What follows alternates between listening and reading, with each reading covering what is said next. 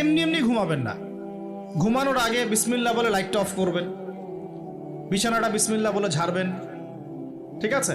Washroom থেকে পারলে অজু করে আসবেন। মশারি দিচ্ছেন, লাইটস অফ করছেন, পাত্র যেগুলো আছে সেগুলো একটু ঢেকে রাখবেন বিসমিল্লাহ বলে, দরজা লাগাবেন বিসমিল্লাহ বলে। এরপর 3 বার পড়বেন সূরা ইখলাস একবার, সূরা ফালাক একবার, সূরা নাস একবার, পরে হাত একত্রিত করে ফু দিয়ে গা মাসাহ করবেন। এই কাজটা 3 বার করবেন।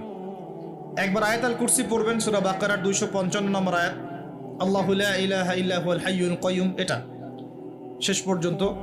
এরপর সূরা বাকারার শেষের 3টা আয়াত পড়বেন, লিল্লাহি মা ফিস সামাওয়াতি, এখান থেকে ফানসুরনা আলাল কওমিল কাফিরিন পর্যন্ত। তারপর ডান কাতে পাশ ফিরবেন, বলবেন আল্লাহুম্মা বিইসমিকা আমুতু ওয়া আহইয়া। হাত নিবেন, হাতে গুনতে থাকবেন সুবহানাল্লাহ সুবহানাল্লাহ সুবহানাল্লাহ 33 বার, আলহামদুলিল্লাহ আলহামদুলিল্লাহ আলহামদুলিল্লাহ 33 বার, আল্লাহু আকবার আল্লাহু আকবার আল্লাহু আকবার 34 বার। ঘুমিয়ে যাবেন। এখন যদি আপনি 6 ঘন্টা ঘুমান, আপনি নবী সাল্লাল্লাহু আলাইহি ওয়াসাল্লামের সুন্নত অনুযায়ী ঘুমিয়েছেন, প্রত্যেক ঘন্টা ঘুমানোর জন্য আল্লাহ আপনাকে নেকি দিবেন ইনশাআল্লাহ। এমনি ঘুমালে নেকি হতো না, রেস্ট নেওয়া হতো। আমি একজন ব্যক্তিত্বের কথা বলছি, যার প্রতিটা কাজ অনুসরণ করলে ইনশাআল্লাহ জানা অনুযায়ী আমলটা হয়ে যাবে, আল্লাহর কাছে আমরা মাকবুল হব ইনশাআল্লাহ। পারা যাবে ইনশাআল্লাহ। ঘুম থেকে উঠলেন, এমনি এমনি উঠে চলে যাবেন না। উঠেন, বসেন, বসে ঘুমের ভাব দূর করেন, দূর করে বলবেন আলহামদুলিল্লাহিল্লাযী আহইয়ানা বা'দামা আমাতানা ওয়া ইলাইহিন নুশুর। এবার বাথরুমে যান। বাথরুমে গিয়েই বাথরুমে ঢুকে গান গাওয়া শুরু করবেন না।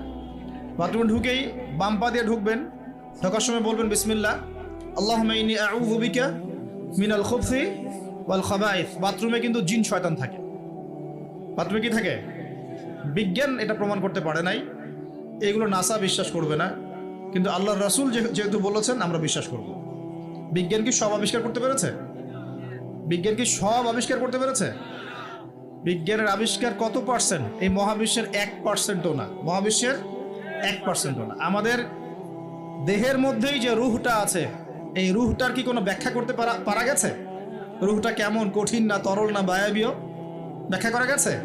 ইয়াসআলুনাকা আনির রূহ কুলির রূহু মিন আমরি রাব্বি ওয়া মা উতীতুম মিনাল ইলমি ইল্লা কলিলা। আল্লাহ পাক বলছেন, হে নবী, তারা তোমাকে রূহ সম্পর্কে জিজ্ঞাসা করে, আত্মা সম্পর্কে জিজ্ঞাসা করে, তুমি বলে দাও এটা তোমার রবের আদেশ মাত্র। রবের আদেশে এসেছে, আদেশেই চলে যাবে। আর এ বিষয়ে তোমাদেরকে বেশি জ্ঞান দেওয়া হয় নাই।